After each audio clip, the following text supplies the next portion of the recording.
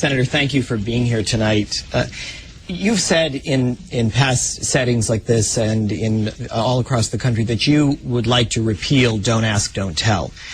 Now, since 2003, you've sat on the Senate Armed Services Committee, the committee that would decide this issue. Why haven't you introduced legislation to repeal this policy? Well, Joe, first, thanks for doing this, and thanks for everybody being here and having this forum.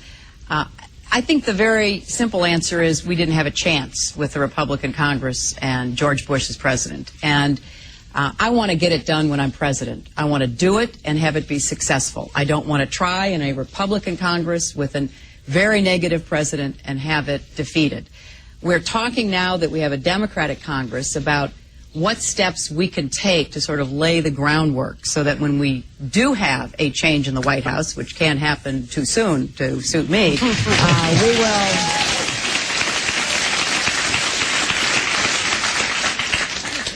we will be able to move on that. But I just want to sort of put it into a broader context because it's one of my highest priorities. I came out against Don't Ask, Don't Tell in 1999. It was a transitional action that was taken back at the beginning of my husband's administration because at the time there was such a witch hunt going on. And we've got some veterans over here. I saw Staff Sergeant Eric Alva, who I have met before at HRC, and I was so glad to see him when I walked in.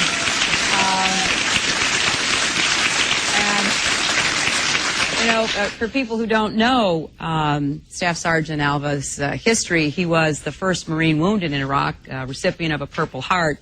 And 15 years ago, he could have both been refused the opportunity to serve, but if he had gotten into the military under the rules that existed at the time and the attitudes that were prevalent, he could have been court-martialed or even accused and threatened with criminal action if he didn't reveal names of those with whom he might have had relationships who were serving in the military. I think we have moved a long way on this and other issues, but I think it's important to recall how much of an advance Don't Ask, Don't Tell was at the time. However, it was not implemented appropriately.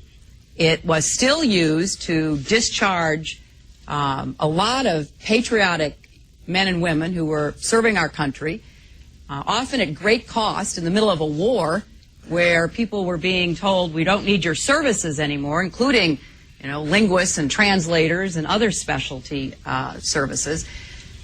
But in 1999, it just struck me that it wasn't working and that what we needed to do was to try to move us toward using the Code of Military Justice and judge people on conduct, not status. No matter whether you're, gay or straight, that's the way it should be. It should be even-handed across the entire services. We're beginning to see some changes. I remember very well the intense debates about this back in '93. And honestly, it was so emotional in the military and in the Congress that the Congress did pass a law, so we have to get the law repealed.